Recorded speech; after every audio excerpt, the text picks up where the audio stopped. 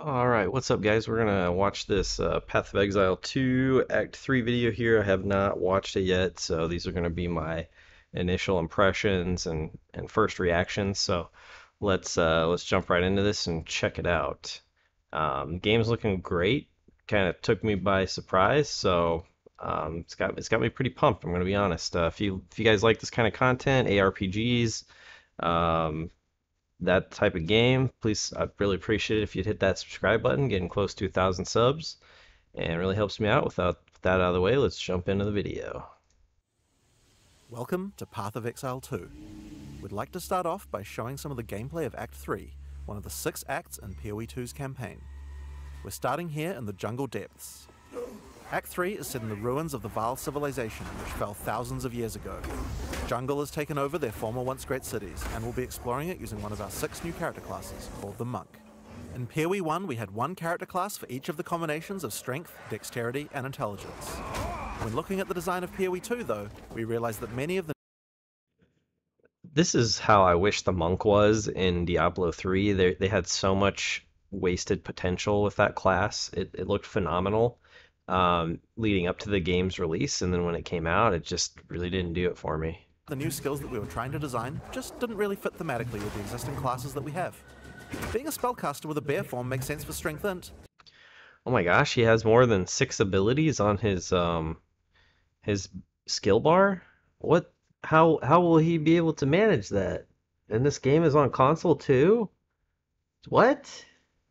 But it doesn't really sound like something that a Templar would do. We realized that since we had new mechanics for every attribute combination, it actually made sense to design new character classes to explore the new themes. In PoE 2, every attribute combination has 2 classes associated with it. Strength Int has the Templar or the Druid, on Dexterity you have the Ranger or the more spear-focused Huntress, and on Dex Int you have the Shadow and the Monk, which Mark is playing here. Each class has its own 3 ascendancies that let you further specialize the class in the way that only that class has access to, but they both start at the same location in the passive tree. The quest rewards you're offered on the 2 variants are tailored to the class, but of course, this is PoE. You can still mix and match anything to your heart's content.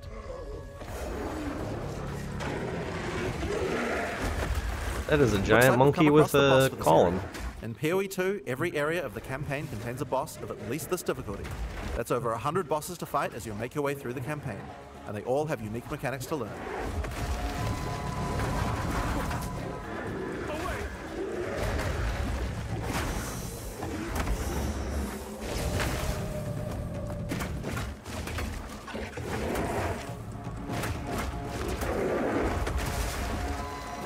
As you've seen from watching Mark fighting, the melee combat in PoE 2 has a very different feel than before. We've done Combat a lot roll. of things to add mobility to combat. Practically every melee skill in PoE 2 has some kind of movement built into it. The Monk in particular is a melee fighter who specializes in mobility over brute strength.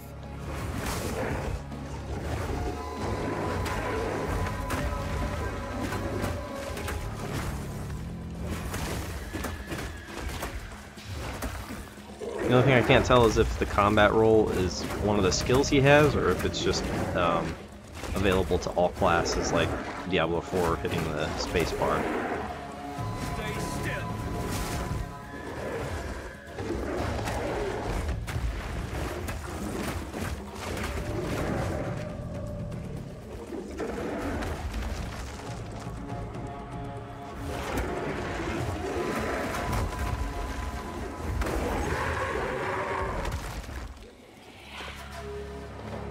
So, as Mark has been playing, you might have noticed these blue markers over enemies. Mark has a skill equipped called Killing Palm. Whenever an enemy has a blue indicator over it, it means the monster has low enough life to cull with Killing Palm. Successfully executing the cull will give you a power charge. This is an important skill for the Monk, since many of his skills interact with power charges. One of the great things about the skill is that it has a built-in dash forward, which makes it much easier to target the skill at the right point when you need it. We've done a lot of work in PoE 2 to make using skills like this feel satisfying. If you're accidentally targeting slightly off the monster, the skill will automatically lock on to the cullable target, and will even do a small amount of pathfinding around obstacles. We really want to make sure that when you've got an opportunity to use the skill, nothing is going to get in your way. Once you have some power charges, you need some skills to power up. A great follow-up is Falling Thunder. Falling Thunder without a power charge just creates a relatively small lightning AoE in front of you. But do it with some power charges and it turns into a pack clearer with a large number of extra projectiles. One thing you'll notice here is that, like almost every melee skill in PoE 2, Falling Thunder has a bit of extra movement built in just in case you need it. Using the skill within range and you'll do a flip in place, but use it at a larger range and your character will move forward while executing it, getting you into position without any time penalty.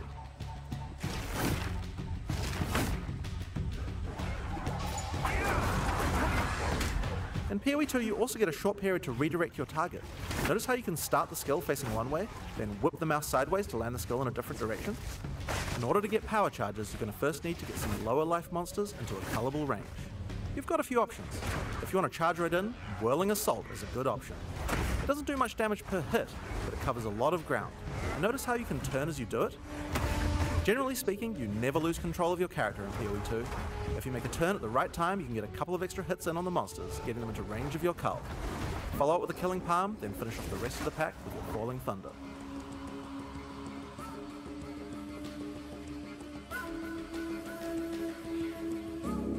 You can tell they've been really working hard at this game the last couple now of years. Entered the Vaal Mechanarium. This is the place where the Vaal built the various constructs they relied on to power their civilization. Now this is a find! A Vaal ruin that hasn't been looted? I wonder why It's Alva. One useful feature that we've added is the ability to call in NPCs to where you are, to give you more information, help you with quest objectives, and so that you don't have to always go back to town. In this case, we'll call in Alva to find out what to do. This mechanism, if powered with a small soul core, it could open that door. There should definitely be soul cores somewhere around here. They had to power these constructs somehow. As Alpha said, we need to find a soul core to open this door. Let's explore. If you want to shave off some life without getting too close to some of the more dangerous monsters, a good option is Wind Blast. Wind Blast also doesn't do too much damage, but it keeps the enemies back. The closer they are, the farther they're pushed back, so it's a great option for keeping smaller but high damage enemies at bay. Note that the bigger the enemy is, the less they'll be pushed back, so trying to push back some giants isn't going to be effective. And there's the soul core. Let's get back to the door.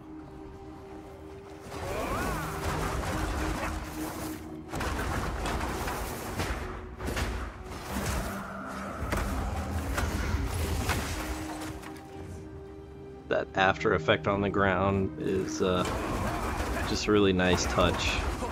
Your fate is sealed.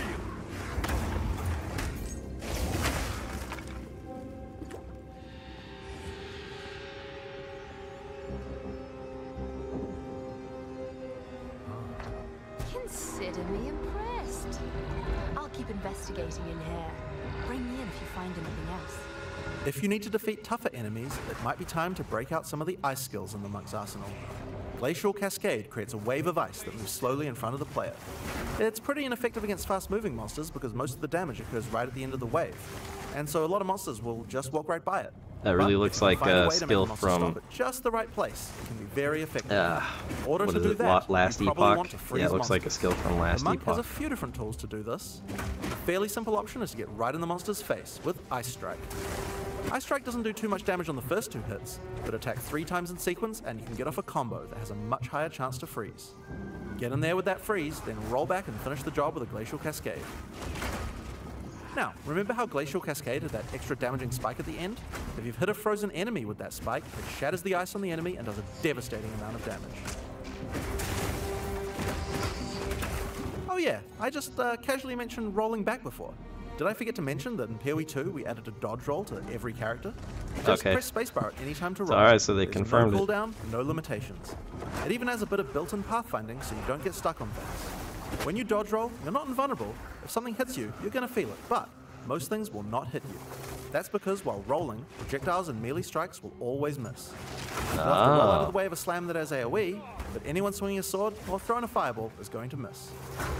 Now, another really important function of the dodge roll is that it lets you cancel out of almost any skill at any time. This makes it so you don't feel like you're getting stuck doing a long animation when something is about to hit you. It really changes how skills with longer attack and cast times play, and it makes dodge roll feel like a very reliable way to avoid attacks. So, that's one way to get out of the way of damage, but the monk specializes in mobility, so it makes sense that he would have a few more. Wave of Frost is one of our new attacks with a retreat built right in. You move backwards and throw out a cold attack with a significant freeze. The great thing about this is it puts you at a good distance to follow up with Glacial Cascade and do a whole pile of damage. Hey look, another soul core. Looks like they're kind of working in more combo setups into the game than just like spamming the Another same skill skill you can over use and to get some over. extra freeze is Shattering Palm. Shattering Palm is another palm strike that puts a small ice bomb on your target. Kill or deal enough damage to the target. So it looks like they're trying to change some of the core gameplay a little bit with these new skills and some of, at least on this class, where you don't just power up like a single target skill and then an AoE clear spell. You have situational optimal skills to go to depending on conditions that you have for monsters and then your spacing and just whether you're trying to clear a pack or a single target. And the bomb will explode, doing some damage and a significant freeze. It's a great option against bosses where the wave of ice might not be enough to get that freeze off, but you really want to get that glacial cascade. It's definitely going to make the gameplay much more engaging.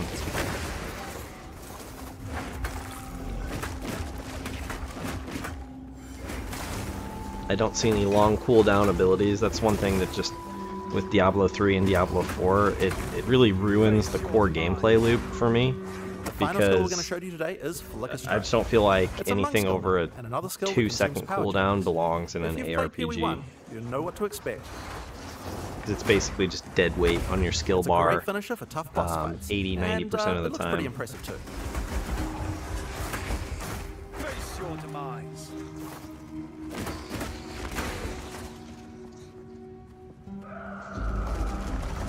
Another door. I wonder what could be in there.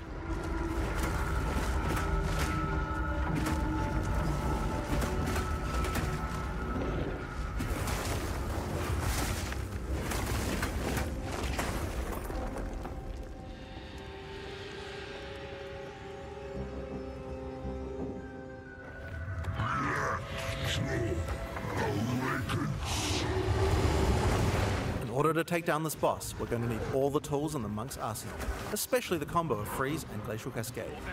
If you're a PoE1 player, you might think that you can't really rely on Freeze because there's so many bosses that are immune to it, but in PoE2 that's changing significantly. In PoE1, Freeze is a binary mechanic. An attack freezes the target, or it doesn't. What this basically means is that in PoE1, we were forced to add freeze immunity to many bosses, because freeze just trivialized them. Because of that, freezing was something you only really used while pack clearing, and not something you could rely on as a core part of your build for boss fight. In PoE2 though, all crowd control mechanics now have internal meters that allow you to build up to a freeze or stun, or whatever other CC mechanic you might be using. It's a little bit like poise from games like Elden Ring, though the meters tend to be a lot smaller than those games. When you freeze an enemy, it increases the amount of freeze you need to do another freeze, but the increased difficulty bleeds away slowly.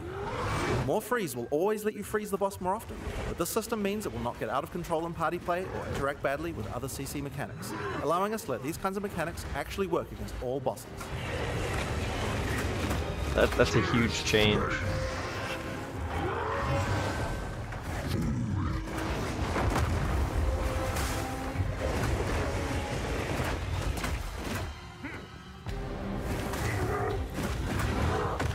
I feel like this combat role is really gonna open up more build possibilities. It's gonna be a little more skill-based versus just stat, pumping in hardcore, especially pumping all your points into, the joke is path of life nodes.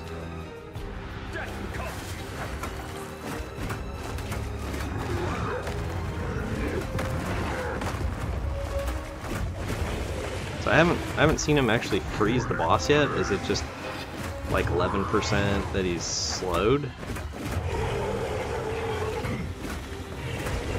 Do you have to get to 100% to freeze?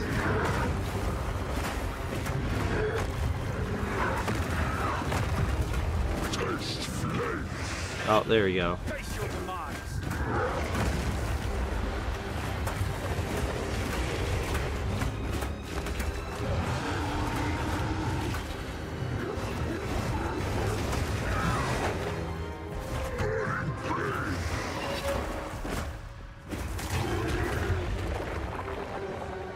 Blackjaw has dropped a consumable quest item, the Flame Core. It's a permanent +10 to Spirit. In PoE2, we really want to make sure that you feel rewarded for exploration. It wouldn't be much good if we made all these awesome optional bosses if we didn't have something great to find for killing them. One of the things you might find for killing a boss is a permanent stat bonus to your character. I like that a lot.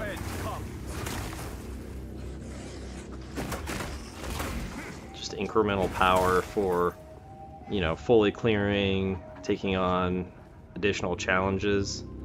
That's awesome. Your fate is sealed.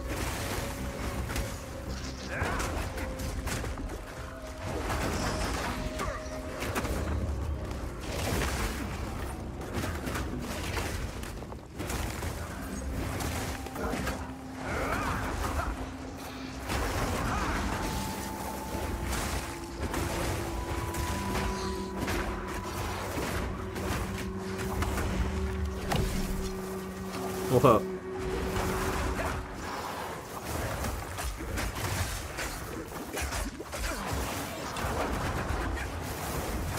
Death becomes.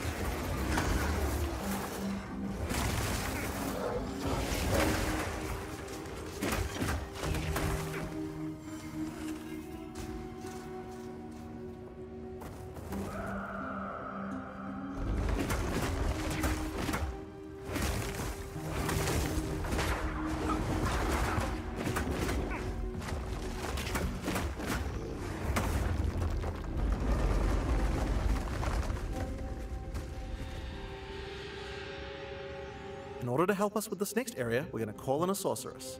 Mark's friend Octavian is going to send a friendvite, which we're going to accept, and then they can play together. The sorceress is the new intelligence-focused character in PoE 2. While the witch focuses more on occult magic and summoning, the sorceress is themed around pure elemental destruction. Let's have a look at how she plays. This is something PoE was like severely lacking. Was this archetype.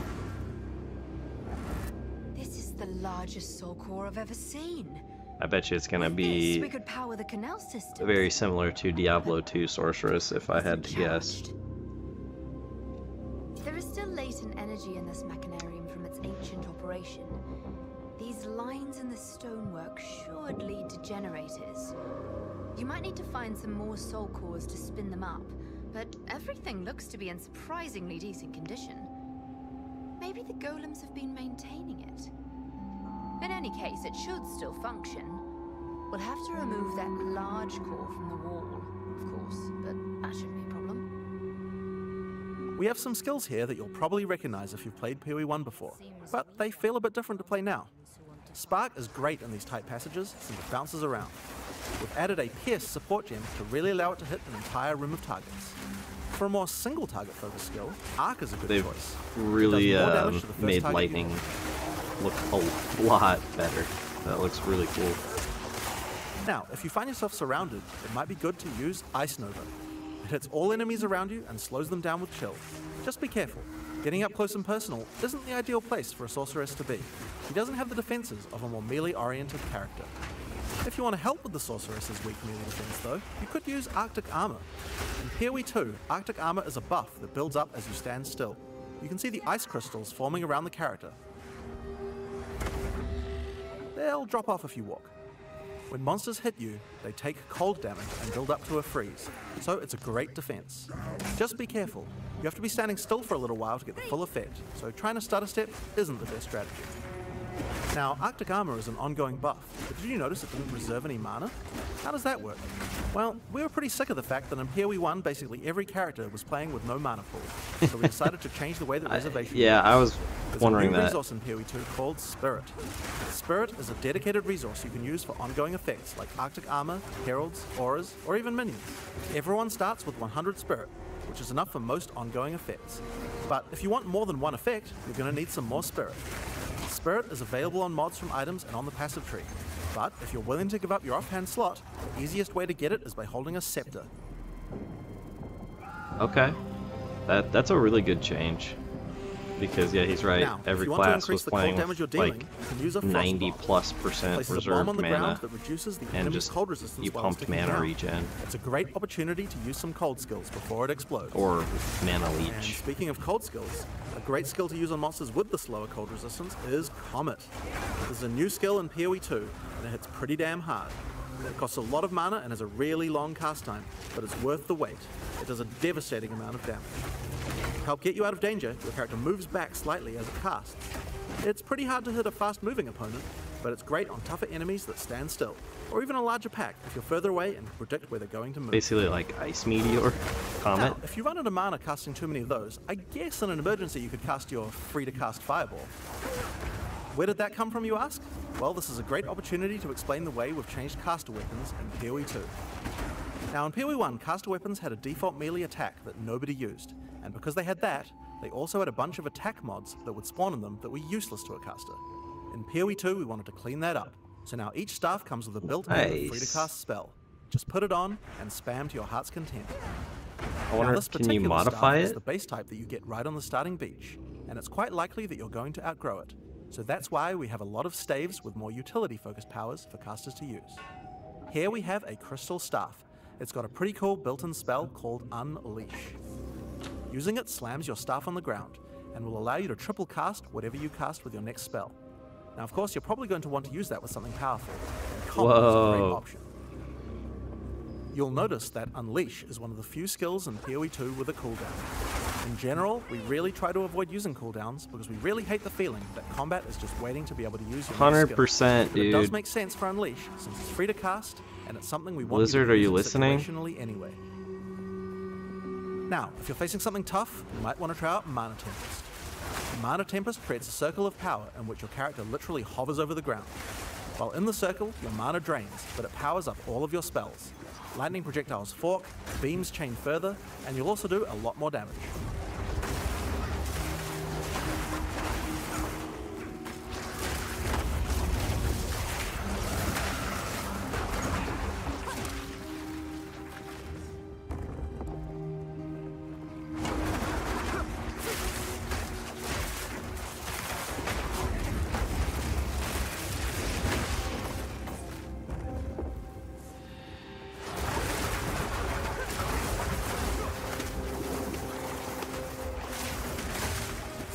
So with all of these skills, here's a great combo to try. First, cast Frost Bomb to reduce the target's cold resistance. Then use Mana Tempest to increase your damage. Follow it with Unleash, and then triple cast the Comet to do a truly insane amount of damage.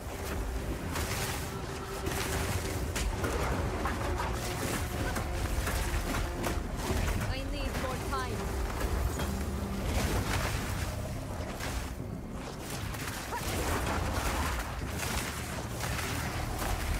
This rare monster dropped an uncut gem. This is a good opportunity to talk about how skill gems drop in PoE 2. Instead of dropping specific gems, you can find uncut gems. Just right-click on them and pick whatever skill you want. The gem will come pre-leveled to the level of the area that dropped it, so it's a lot easier to change between skills in PoE 2. Wow. This time, I They- think it they've might be really cool to made, grab one of our meta gems. Meta gems are skills that can have other skills socketed into them, changing how they work. In this case, we're going to select Cast on Shock. Now, let's equip this thing in the skill screen and choose a spell to trigger with it. I They think really Comet made might be some fun. huge quality of life Because changes Cast on here. Shock reserves Spirit, we'll need to first disable our Arctic Very armor. innovative. We have to decide if we'd rather have the extra defense or the extra offense of the Cast on Shock using our Spirit. In PoE 2, trigger gems use a system of filling up cast time on each trigger. Basically, if a skill has a short cast time, then we'll trigger it really often.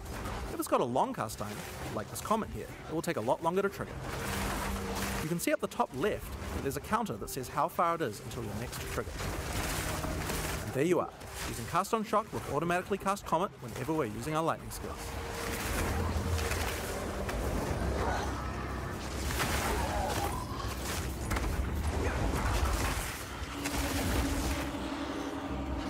So we've found the generator. Time to power it up.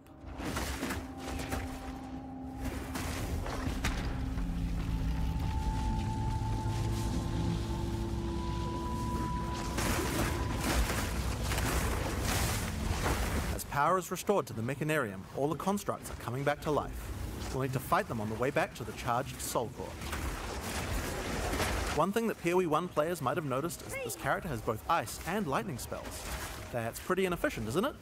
It's a big no-no for most builds because any specialization into cold or lightning isn't going to affect the other element. And generic elemental damage increases are not going to be as powerful as focusing on a single element. Well, in PoE 2 we have another major new system to introduce to solve these kinds of problems, and it starts with Weapon Swap.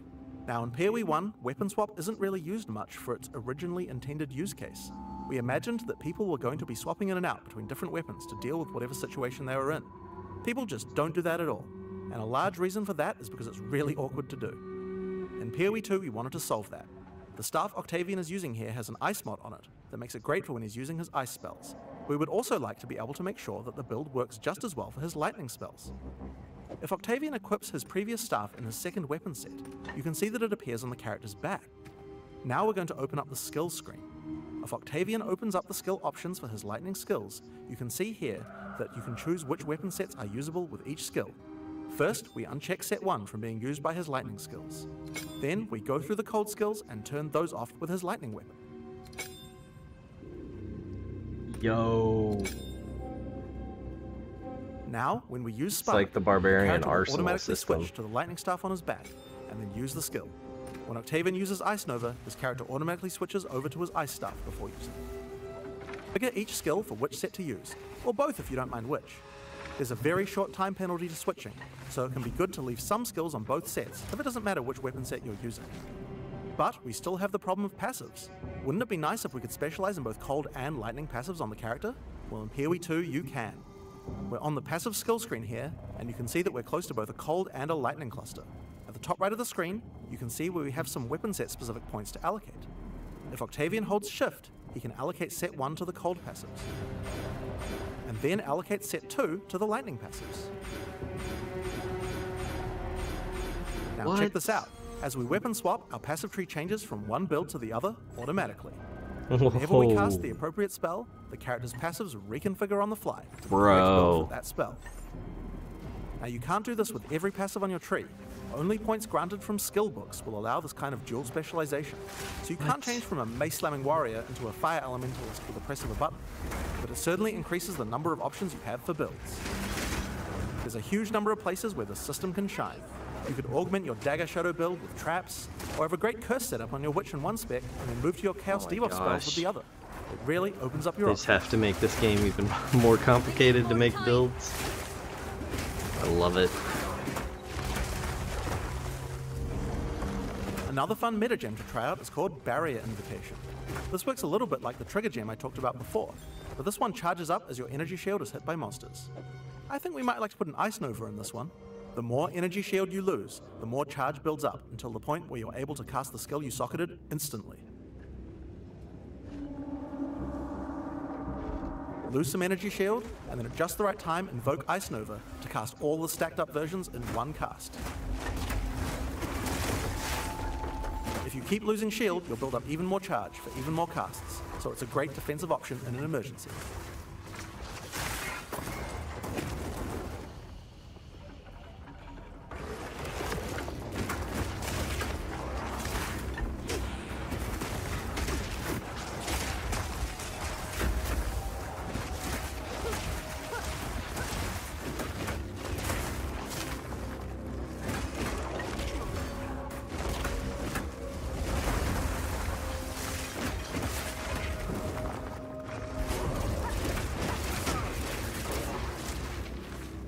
Here we are, back at the charged Soul Core. All we have to do now is take it. How hard could that be? Oh, I'm sure there's not some kind of boss. Now we just have to remove it from that construct. I'll give that to you. You know, it's like Veil Oversoul, but HD.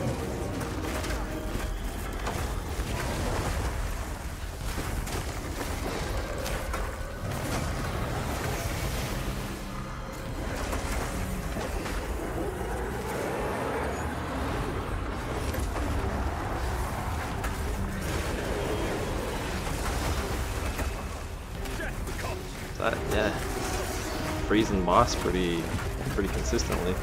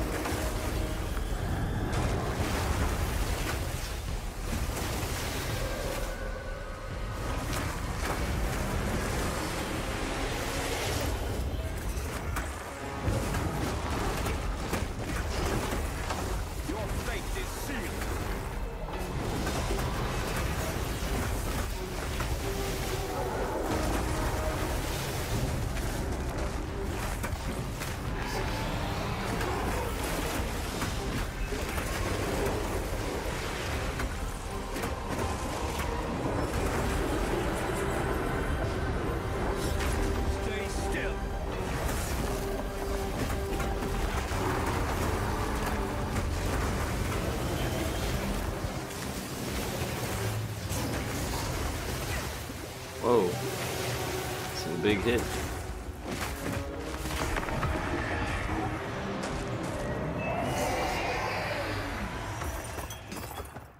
So that's Path of Exile 2.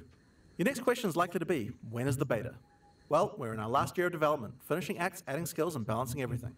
The closed beta will start on June 7th, 2024. Path of Exile 2 has been a long time coming, and we're incredibly excited to be near the finish line. But we're not quite there yet. We are determined not to rush this and make sure that we get it right. Thanks for watching. Dang, got another year, guys, but still looks fantastic. Thanks for listening. Thanks for watching. See you guys in Diablo 4, and remember to give them the D.